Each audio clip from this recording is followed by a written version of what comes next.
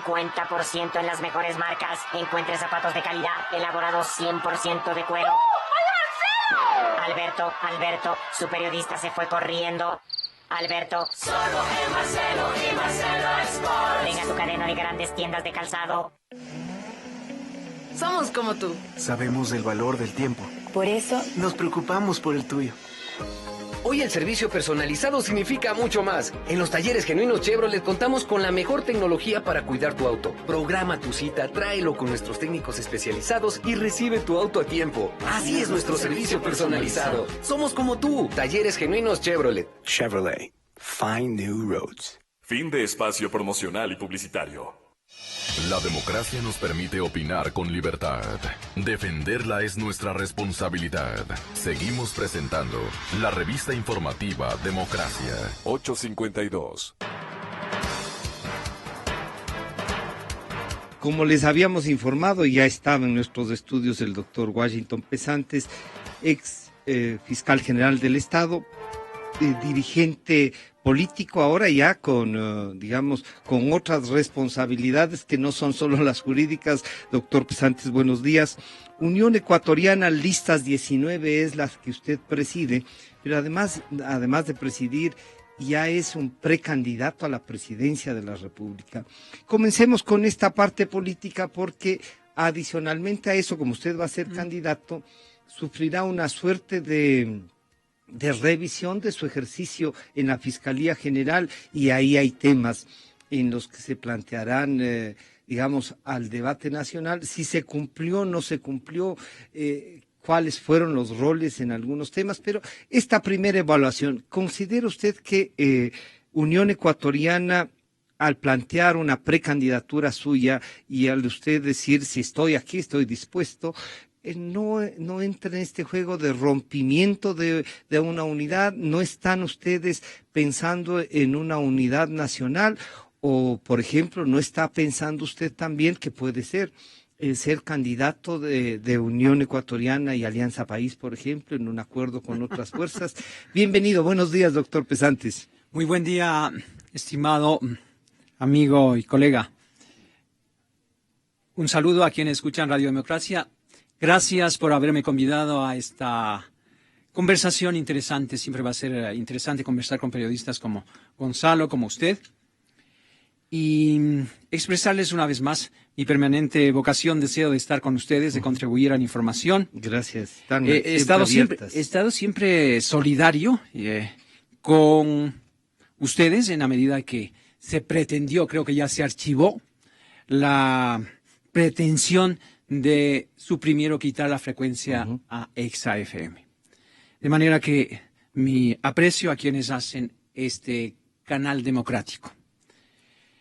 Quiero responder a su pregunta. Nosotros, como Unión Ecuatoriana, comenzamos hace 5 años. Nos convocamos públicamente en un cantón de la provincia de Tungurahua. Estuvimos en Quero, más de 1,000 personas, y asumimos una tarea de proponerle al país una opción nueva, distinta, diferente a lo que el país tenía en ese momento y lo que hoy se ve con mayor claridad. Y le dijimos al país respetuosamente, no nos sentimos representados ni por los partidos o movimientos políticos, por las organizaciones políticas en esencia que gobernaron hasta el 15 de enero del 2007, y tampoco lo dijimos ya, lo dijimos hace 5 años, tampoco nos sentimos representados, la gran mayoría de ecuatorianos, con el modelo político económico que ya para ese entonces, para el 2011, había tenido 4 años de vigencia. Tuvimos la percepción, quizá la claridad, para decirle al país, necesitamos una opción distinta, diferente, una tercera opción si cabe. Cabe una tercera opción en un país totalmente polarizado entre quienes están en una oposición cerrada y quienes pretenden, desde ya lo dijimos, perpetuarse en el ejercicio del poder. De un lado, aunque no soy partidario de estigmatizar ni de señalar peyorativamente a partidos o personas, pero de un lado, para que se entienda, la partidocracia, es decir, los partidos políticos que estuvieron ya en extinción, algunos, y veo que algunos están reviviendo, ni la partidocracia, ni tampoco el partido único. El país va más allá de esa dicotomía. El país necesita nuevas opciones y nosotros le presentamos una nueva opción en democracia, es decir, en el escenario nacional, una tercera vía. Pero no es solamente un eslogan, un cliché si cabe, sino es una concepción del mundo que rescata lo positivo del sistema de libre mercado, el sistema capitalista.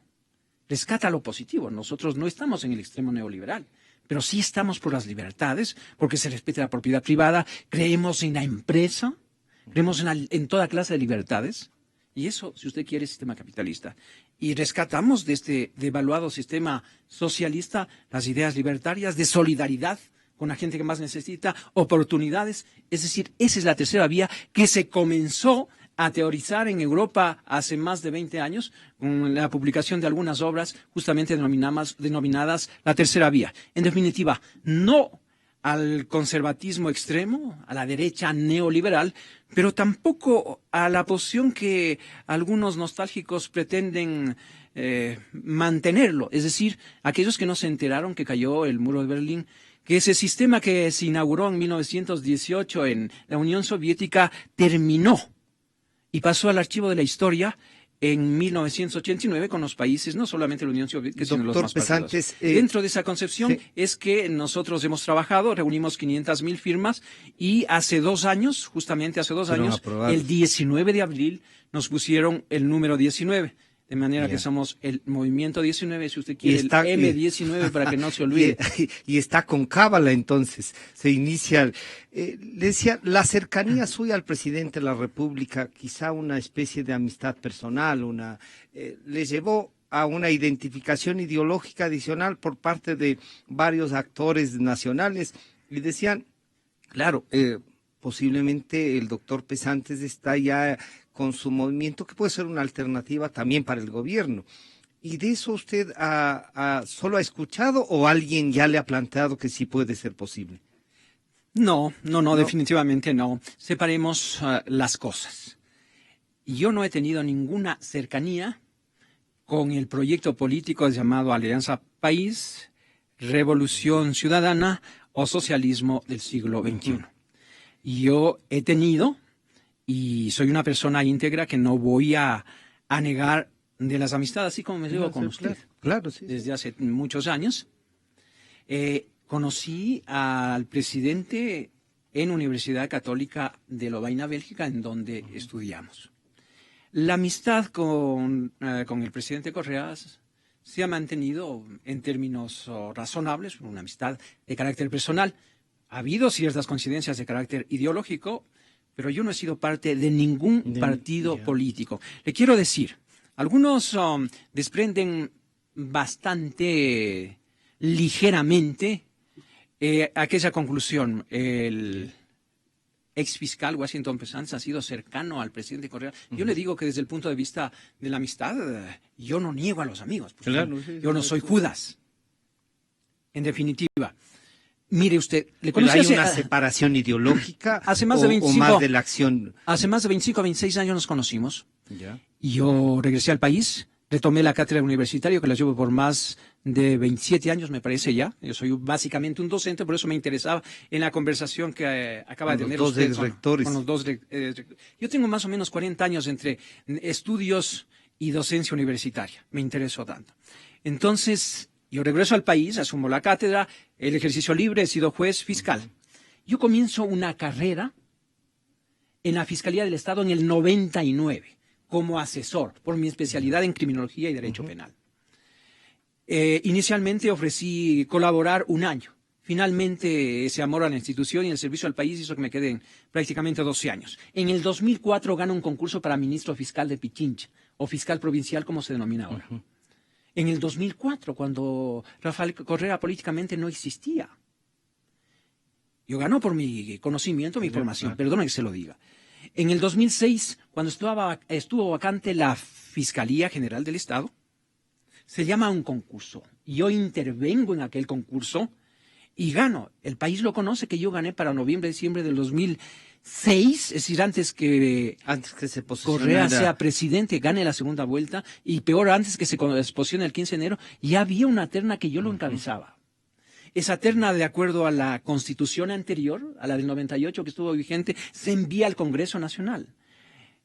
En el Congreso Nacional se elige al tercero de la terna. Ahí tenía mayoría Sociedad Patriótica, el señor Álvaro, el abogado Álvaro Noboa, y grupos minoritarios que le han estigmatizado, se lo han identificado como partidocracia.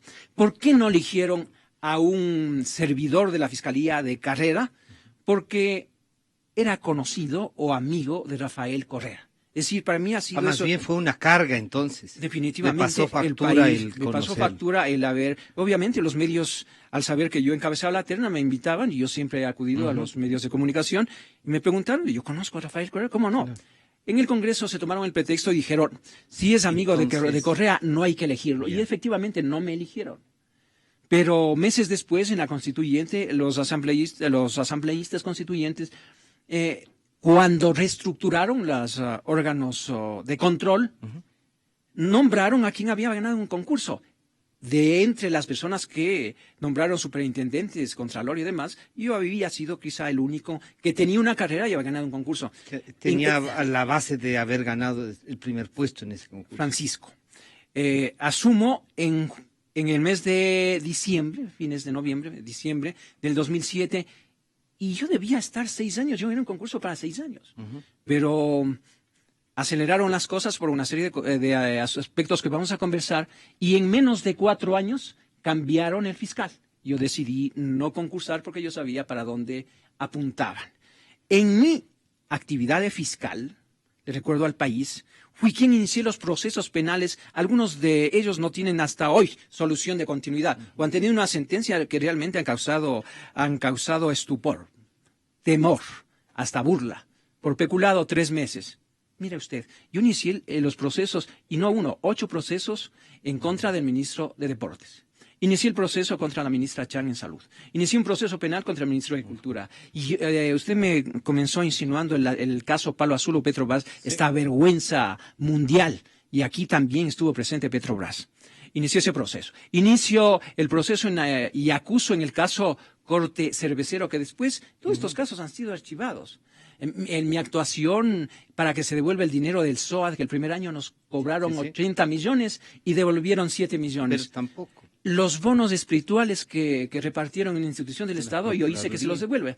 Muchas de estas actuaciones disgustaron al entorno presidencial. Pero y yo no al presidente. Usted conversó con el presidente. Pero yo no fui electo fiscal de Alianza País ni de la Revolución Ciudadana. Yo fui electo fiscal general de la Nación, y yo conocí a la institución, lo transformé y tuve una actitud autónoma, independiente, como decía la Constitución, autónoma de los distintos poderes del Estado, de los fácticos y de los formales. Y yo, evidentemente, que he tenido una relación de conversación con el presidente de la República. Que no es malo, y siempre, las autoridades. Y siempre dije, presidente, mientras yo sea ministro fiscal general del Estado, las decisiones se las tomo yo. Acuérdese usted que en el 2009, es decir, apenas un año y un poco más de ejercicio, yo me opuse a esta forma de legislar. Habían mandado elaborar, porque en este gobierno se ha mandado elaborar de manera artesanal muchas de las leyes que se aprueban levantando las manos, habían la mandada a elaborar por el costo de $60,000 el famoso Código Orgánico Integral la función judicial. Aquí todo es orgánico. Y mucho del fracaso de la justicia se lo debe a esta legislación, que entre otras cosas les pone un dogal en el hombro de los jueces con el famoso error inexcusable. En ese proyecto de código se decía que se elimina la carrera judicial, la carrera fiscal, y él que elaboró el código paladinamente dijo que cómo era posible que alguien que ingrese de mensajero o de asistente a un juzgado haya llegado a la Corte Suprema a ser presidente. Miren esas formas de legislar que no tienen nada de socialistas, sino mentalidades feudales. Yo me opuse y llegó un momento, me acuerdo muy claro, Canal 4, Jorge Ortiz, febrero del 2009, si no se compone este código, mi puesto está vacante, dejo. De manera que yo siempre tengo una actitud independiente en mis actuaciones, separadas evidentemente de la amistad que ha habido, el conocimiento, la relación respetuosa que ha habido con el ciudadano Rafael Correa, que luego ganan las elecciones. De manera que no tengo, como algún otro, ningún cordón umbilical que me ligue políticamente a este gobierno. Tengo la facultad, siempre lo tuve. Ustedes recuerdan, como ministro fiscal, yo critiqué muchas actuaciones de ministros de este gobierno. La falta de una política estatal, una política criminal, el ingreso masivo al país de gente indeseable, es decir, en aspectos técnicos de seguridad siempre tuve una actitud, y evidentemente también lo dije, hay ciertos ministros que se han dedicado a espiar a los ecuatorianos y lo denuncio públicamente. Señor presidente, controle a sus ministros, palabras textuales, de manera que no me podrían endosar hoy que estoy en una actividad política, nadie me podría endosar una incondicionalidad con este gobierno, jamás. Mi personalidad no lo permite. Las instituciones de la naturaleza, la Fiscalía, no pueden tener un cordón umbilical con el Poder Ejecutivo, cosa que hoy es motivo de una lectura distinta. ¿Usted siente que esta Fiscalía tiene más vinculaciones con el presidente y que muchos de los casos, incluso que usted nos comentaba, como Palo Azul, lo de la ministra Chan, que a mucha gente se ha olvidado, lo del ministro de Deportes, ¿usted pensaría que en el ejercicio de su actividad política actual volver a topar esos temas para que el país, usemos una palabra, está prohibido olvidarse de esto? ¿Qué se puede hacer frente a ese ejercicio? Yo diría lo contrario. Obligatorio recordar las cosas que se han dado. Y el país, por salud pública, debe volver a reabrir. Finalmente, son casos de peculado que no prescriben. Y con una administración de justicia decente, tendrán que reabrirse ciertos casos. Yo creo que deben analizarse casos, por ejemplo, la impresentable actuación en el caso Chucky Seven. El fiscal actual archivó casi todos los casos de mi investigación. Archivó en el caso Cervecería, le sacó a los principales y a lo mejor tomó a 2 o 3 chivos expiatorios. Vergonzosa actuación de los jueces del máximo organismo de control constitucional, de la Corte Constitucional. No se diga en el caso Palo Azul, que está causando, a lo mejor me pregunta adelante, la caída del régimen de la presidenta Rousseff y de su mentor y padrino, el presidente Lula. La compañía Petrobras se retiró del país en el año 2009, después de haber prácticamente saqueado uno de los pozos más grandes llamado Palo Azul. Palo Azul que se les había entregado años antes en una concesión a Petro Manaví y Caimán de los señores Isaías. Luego este pozo pasa de mano en mano y se inventa. ¿Debió estar en la AGD, se supone eso o no? Pero pasó de mano en mano. No, es que ellos habían vendido antes. Ya. Por eso es que a los señores Isaías lo que menos les importaba son los bienes que les quitaron en el caso Filambanco. Sí habían hecho una lotería en el caso Palo Azul. Entonces, ¿qué significa? ¿Qué era eso en esencia? ¿Qué es? Es que junto a un pozo de petroproducción se les había entregado un yacimiento, un campo para que explore esta compañía que termina en propiedad de Petrobras.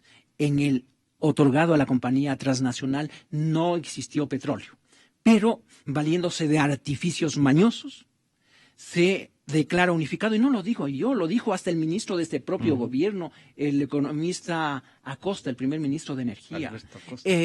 Investigaciones de técnicos de Petroecuador, que los hay decentes, es decir, inclusive técnicos independientes, y la investigación de la Fiscalía dice que en ese campo no había petróleo, pero se declara que es uno solo, unificado, para permitirles que saquen el petróleo sin pagar, porque eso no les correspondía. ¿Y a cuánto asciende? Libros que están publicados, que no me los invento, dicen que alrededor de 100 millones de barriles de petróleo. A la cifra conservadora de $40 que está ahora, son nada más y nada menos que 4.000 millones de dólares. Es decir, igual al déficit presupuestario de este año. Pero cuando se vendió el petróleo estuvo a 100. Es decir, son 10.000 millones de dólares. Yo investigo después de que este caso en el 2006, antes de que yo sea ministro fiscal, había sido denunciado antes por un legislador que hoy está en Avanza, es el legislador de Imbabura, Antonio Pozo. Él había denunciado ya y se estuvo investigando en la fiscalía. La señora Cecilia Armas, la doctora Armas, que hoy es la segunda autoridad de la Pero fiscalía. que también fue con usted A ver, fiscal, no, conmigo no fue ventajosamente. No, ya. En el 2006 se encarga ella, porque se terminó el periodo de la doctora Mariana Yepes, se le encarga, y entonces se le encarga por 1 o 2 meses, pero en base a una serie de habilidades se queda 2 años. En ese periodo archiva el caso Petrobras. Uno de los investigados era el doctor Chiriboga, actual fiscal. Archivan en el 2006. Yo ingreso a finales del 2007 y el 2008, luego de recibir un informe del Ministerio de Energía, que va también a la Procuraduría, a la Contraloría, reabro la investigación, pero no para hacer fuegos artificiales, para investigar a profundidad. Reabro, nos demoramos el tiempo suficiente. Se hace una nueva experticia que determina que en efecto se está cometiendo peculado, se están llevando. Se ratifica. Es esta mi actuación que da lugar a lo que yo diría la gota que rebasó el vaso. Entonces, el Consejo de Participación Ciudadana llama a concurso de fiscal. Primerito que se vaya el fiscal, porque el fiscal es incontrolable. El fiscal general es incontrolable, el fiscal de ese entonces. Estoy hablando de mi persona. Evidentemente. Y todavía hay que tener un fiscal más controlable y más consecuente, quizá con la política del partido gobernante. Yo no sé si eso sería consecuencia o incondicionalidad, pero había que poner una persona de las que fueron objeto, y no estoy insultando a nadie, una de las personas que fueron motivo, objeto de investigación, porque es cuestión de revisar el proceso. Yo mismo le había llamado a declarar, porque antes fue gerente de Petro, me parece que en el gobierno que se embarcaron a última hora, los forajidos de última hora en el gobierno de Palacios, y más antes también ejerció, me parece que el Ministerio de Energía. Ahí declararon unificados, ratificaron, hicieron informes a favor de la tesis de la transnacional. Entonces, hacen que gane el concurso el doctor Chiriboga. Usted sabe que parece que ganó con 1,5 puntos. No con los 30 puntos que yo gané la elección como fiscal años antes. Cuando yo debía presentar la acusación el 18 de julio del 2011, ese mismo día le posicionaron horas antes al doctor Chiriboga. Vaya usted como... Y obviamente vino bastante agitado a la Fiscalía General del Estado y me dijo, me he posesionado y hasta luego. Entréguenme el despacho. Y yo pues entregué el despacho como correspondía, con decencia. Aquí queda la institución que yo transformé y que transformé positivamente. Luego, a los pocos, déjeme terminar. Sí, no. Además es importante que diga cómo no se termina el proceso que usted había iniciado, entre varios otros que parece. Mire usted, ¿no? Entra el doctor Chiriboga y nombra a quien había archivado este proceso, le nombra fiscal subrogante, es decir, la segunda autoridad de la fiscalía. Acuden a la corte y hacen lo que no haría un estudiante de derecho, o lo que no haría una persona con mínimo de ética, porque más allá del derecho hay un asunto de ética, de moralidad. Van a la corte y justamente sustancia aquella audiencia una fiscal que fue prácticamente expulsada de la fiscalía en mi tiempo, la doctora Blasio, que le hicieron ganar el concurso para juez nacional, estando en el puesto 49. Es cuestión de revisar. Y le pasan al puesto 21 descalificando a una serie de gentes que no estuvieron sin duda en la línea del gobierno. Le recibe la doctora Blasia de infeliz recordación. Felizmente ya salió de la corte. Hoy está trabajando de asesora al fiscal. Le recibe y el doctor Chiriboga en actitud incalificable, porque a él le tocaba 2 cosas. O acusa o se abstiene. Pero viendo una investigación de 2 años de por medio, lo lógico era, y inclusive un borrador de 130 páginas. Tenía ya un borrador usted para la acusación. Y ese borrador es público, yo lo voy a publicar. El doctor Chiriboga va y en lugar de decir esto es negro o esto es blanco, es decir, me abstengo o acuso, dice no, esto es redondo. Pido que se anule, que se declare la nulidad de todo lo actuado por el fiscal anterior y que se les castigue y se les sancione. Declarando la nulidad, condénele a pagar costas procesales. Con el aplauso de los abogados de la transnacional, de un ejército de abogados, la doctora Blasio declara la nulidad y condena al doctor Alfredo Alvear, un hombre de 89 años, una larga trayectoria dilatada, 60 años de servicio. Su fiscal Un hombre, subrogante, mi ¿no? fiscal subrogante, y quien le habla, nos condena. Y hace 15 días, un juez acaba de ratificar la sanción de $67,200 por haber investigado. Resulta que los patriotas que investigan debemos pagar costas procesales. De poco nos hacen pagar a la transnacional. Y Una los que indemnización. fueron objeto de investigación, hoy están administrando justicia. ¿Usted cree que se puede creer en esta administración de justicia? Entonces usted comenzó preguntándome, ¿cree que se deben revisar? Sí, sí. Muchos de estos casos deben revisarse. Como deben fiscalizarse actos de otra naturaleza, política, inversiones de este gobierno, gastos que no tienen justificación, precios que no entendemos el común de los mortales. ¿Cómo es posible que una carretera, una autopista que en Europa, conozco, he vivido, en Alemania cuesta 800.000 euros, vale decir 1.100.000, aquí cuesta dependiendo. 16.9.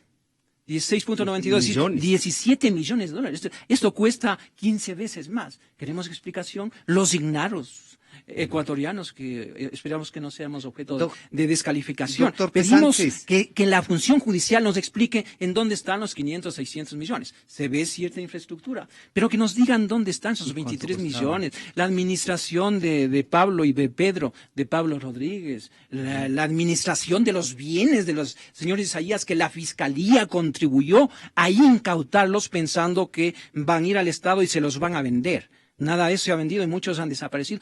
Y yo no me ocuparía de cosas banales. Cuando cuando el dedo indica la luna, el tonto queda mirando al dedo. Y yo utilizo este símil para decirle, estamos investigando sobre el título del falsificado, y ya es la confesión de parte, relevo de prueba del señor delegado. Pero ¿por qué no investigamos la venta del ingenio de la Troncal a Astra?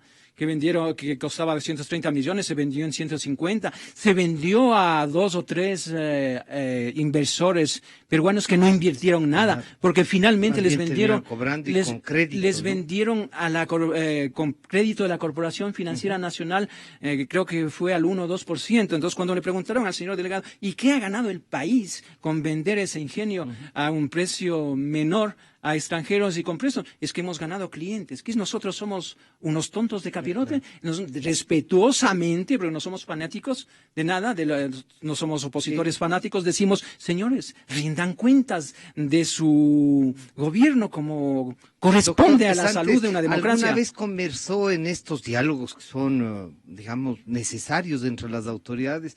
¿No le dijo sobre Palo Azul, sobre la ministra Chan al presidente de la República, o no correspondía? Yo no soy un delator ni soy un infidente, pero quiero decir que, yo no he sido comensal de Palacio, pero yo sí hablé en su momento con el presidente de la República, le dije mi desacuerdo en el manejo, por ejemplo, de la Administración de Justicia. Yo, como usted, sino como muchos ecuatorianos, queríamos que la justicia cambie, que se mejore, porque si antes había un reparto, eso era repugnante, ¿verdad? Era malo que los distintos partidos se repartan la función judicial. De acuerdo al número de diputados, tenían un número de ministros de la Corte Suprema. ¿Cree usted que sí? Ahora, o por bien, lo menos los partidos no tenían ministros que no dependían de los partidos, ¿o sí cree que sí dependían? Yo creo que... Hemos tenido gente muy valiosa en esas Pero desde cortes, luego, ¿no? Y Pero no importa es que no hayan se- sido militantes, porque no importa. respondían a la militancia. Mire, porque yo vengo ejerciendo la profesión y yo sí conozco desde los distintos estamentos, desde los distintos frentes. He litigado libremente, he tenido éxito en mi ejercicio profesional. Pero antes, para llegar a la Corte Suprema se hacía una carrera. El juez de primera instancia llegaba a la Corte Superior y si tenía el empujón de algún partido, pues se le Ya o sea que hasta la superior era una especie de carrera. No, y no, a la Suprema, nacional, a la Suprema también, por eso es que 1 o 2 llegaron siempre, luego de sí. ser amanuenses, así Sí, se sí. llamaba, y eso era bueno. Y un Pero gran mérito, también, además, ¿no? sí había injerencia política. registradores de la propiedad, notarios, pues tenían vinculaciones políticas. Eso era malo. Yeah. Por eso nosotros impulsamos y decimos hay que cambiar la justicia, hay que mejorarla. Pero no nos imaginamos que luego una consulta popular se iba a sacar prácticamente al 99% sin ningún criterio de la función judicial. Se saca funcionarios de 20, 30 años y había gente decente y también había algo de lo otro, ¿no es cierto? ¿Y qué es lo que tenemos ahora? Con el respeto que se merecen señalados casos, tenemos un ejército de neófitos y gente que tiene miedo de tomar decisiones porque tienen el famoso error inexcusable, que saca jueces que tienen el atrevimiento, entre comillas, de no dar la distanciar. razón Vea, a- estamos en un momento en que de algunos ministerios envían delegados a las audiencias, hablarle en el oído al juez, amenazar o a sentarse en calidad de, perdón, en calidad de... Y los jueces tiemblan. de testigos. O de la procuración del propio ministerio, si es un caso de educación, Lo de que salud, no de lo que sea. sucedía en mi administración, que era absolutamente técnico. Todos los fiscales provinciales de este país fueron elegidos por concurso. Todos fueron fiscales de carrera y no necesitaban carnet de ningún partido político, como yo tampoco lo he tenido. En el asunto 30S, por ejemplo, tuvimos una actitud vertical, transparente, y no seguimos a palo de ciego, ni tampoco al fiscal general del Estado, Washington Pesantes, le enviaron un libreto para que vaya siguiendo puntualmente. Y yo tengo el libreto que se llama Informe Confidencial elaborado por esa comisión del 30S, en la que hay un abogado, y creo que los demás de derecho saben muy poco como yo de astronomía. Doctor Pesantes, ¿qué casos reabriría usted si termina siendo candidato a la presidencia, o los legisladores puede llegar a tener a través de las listas 19? Y puede llegar a ¿sí? tener, y yo estoy seguro que vamos a tener. Claro, Y yo estoy ya. convencido que siendo que la va. tercera vía, la única opción, estoy convencido que el 58% de ecuatorianos en encuestas de hoy no quieren saber nada del pasado remoto ni del pasado reciente, y yo lo digo respetuosamente.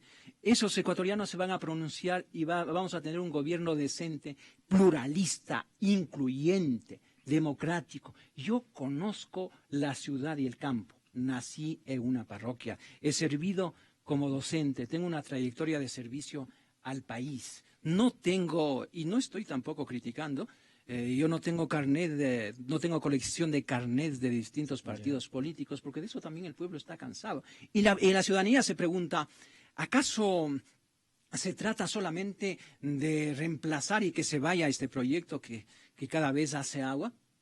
¿Se trata solamente de reemplazar y que venga la oposición para reeditar los vicios del pasado? No, señores, el país necesita y va más allá de esa perversa dicotomía entre opositores ciegos y este gobierno. Blanco, negro. Quiere una tercera, sí, no es posible entre blanco y negro. Pero entonces usted bien lo ha dicho. no va a convocar a gente que haya militado porque... Pero eso- ¿por qué no? ¿Por qué no? Si antes inclusive existieron, y algunos creímos, yo no he militado, eso es distinto, pero sí creía en partidos ideológicos, que desgraciadamente... sí, fracasaron o cambiaron o cometieron no, una serie, claro, de errores. una serie de errores Pero entonces personales. la política Pero- sí tiene que ver con la pero- estructura política, pero- tanto que usted ha hecho uno, ¿no? Pero yo creo evidentemente que los pilares de la democracia son los partidos políticos, y varios creo en el pluralismo ideológico, en el pluralismo político, pero lo que no creo, y aquí distingamos, que hay ciertos dirigentes, pero las bases sí, pues gente que ha militado, y antes no había un Y algunos ecuatoriano. dirigentes también que deben haber estado... Hay gente decente. Permítame decir, yo me podré apartar respetuosamente del pensamiento político del arquitecto Sixto Durán, pero yo no voy a negar que ha sido un prohombre, que ha sido el mejor constructor de la ciudad de Quito, un urbanista. ¿A quién se lo debe una serie de obras que hoy estamos viendo sus beneficios? Yo creo en la honradez del doctor Borja, yo creo en el conocimiento político del ex presidente Hurtado. ¿Por qué no? ¿Por qué tengo que estigmatizar? Un gobierno de verdadera unidad debe convocar a todos los ecuatorianos, los mejores ecuatorianos. Si usted me pregunta cuadros, yo no lo voy a hacer en este momento, pero yo no tengo ningún empacho en... hay un economista joven que escribe en el diario El Comercio, me parece que se llama Esteban Albornoz, por decirle algo. Sí. Yo creo que Hay la que Corte convocar. Constitucional debe venir una persona sin tachas, me atrevo a decir, un ex profesor mío, Hernán Salgado. ¿Por qué no esa gente, vale? ¿Y son gente del partido? No han sido gente. Y alguno de ellos es posible que lo sea, y no es tampoco motivo de tacha. Yo le digo, yo no he sido militante, yo no he sido carnetizado, pero no quiere decir que no tenga ideología y no quiera pues que este país cambie para mejor. Unión Ecuatoriana, entonces, doctor Pesantes, para concluir, gracias por acompañarnos y ya tendremos entonces oportunidad de seguir en esta. Usted está, invíteme. Digamos, sí, no, con todo gusto, y usted venga. Entonces, lo que le diría es, ¿buscará la unidad con otros? ¿Cree usted que es necesaria hacer una unidad frente al gobierno? Y la tercera vía puede provocarse que la oposición en un lado y una tercera vía frente al gobierno también, y eso descarta al gobierno nacional. Mire, yo no creo en la unidad frente al gobierno. Creo en unidad frente a los problemas acuciantes del país, frente al problema del desempleo, de la falta de trabajo, de leyes sin consultas, frente al problema también de corrupción que ha tenido ECO, por ejemplo, formando una comisión ad hoc de gente prestigiosa. Frente al problema de corrupción es necesario afrontarlo. Yo entonces sí creo que hay que conversar. ¿Convocar a alguien? Yo creo que debemos conversar, la gente honorable, decente que somos la mayoría de este país, pero lo que no creo es que simplemente debe ser en contra de. Ahora, yo no he hablado, y quizá con los únicos que no he hablado son con los de país. Yo sí les he recibido, hemos conversado con los que se reunieron en Cuenca, que les han denominado peyorativamente la fanesca. ¿Por qué no hablar con ellos? He sido invitado, me han visitado los trabajadores y... Ha conversado también con He conversado y no se descarta la posibilidad de seguir conversando en un programa básico para superar la crisis de este país. ¿Usted podría poner a disposición la candidatura o eso en Unión Ecuatoriana no está en discusión? No es eso es demasiado prematuro. La Asamblea Nacional, formada por 20 delegaciones provinciales, hace escasos 10 días propusieron la precandidatura, porque aquí no somos dueños del movimiento, no es cuestión de convocar al patio de una empresa y decir soy candidato, o de llamar a dos periodistas amigos, a dos de la farándula y decir yo soy candidato. No, señor, aquí existe un movimiento orgánico que se reunió y me propuso la precandidatura y yo acepté, y pues luego de seguir los pasos, en el mes de mayo se lanzará, siguiendo el marco jurídico del Código de la Democracia, se lanzará la candidatura. Pero no soy un obsesionado. Para responder a su pregunta, yo no creo que indeclinablemente estoy destinado, como algunos creen predestinados, y yo respeto si ese creen que es su destino manifiesto, y yo estoy dispuesto a conversar. Lo que se trata es de contribuir para que el país cambie positivamente, tengamos un país democrático, de paz, de tolerancia, una república, cosa de todos, no de un solo partido, ni tampoco de la partidocracia. Yo quiero agradecer la presencia del doctor Washington Pesantes, ex fiscal general del Estado, pero ahora presidente nacional, ¿no?, de Unión Ecuatoriana y precandidato a la presidencia de la República. Se nos quedaron un montón de temas que creo que hay que seguirlos analizando, doctor Pesantes, y ya estaremos contando con usted. Muchas gracias nuevamente por venir. Yo soy el agradecido por haberme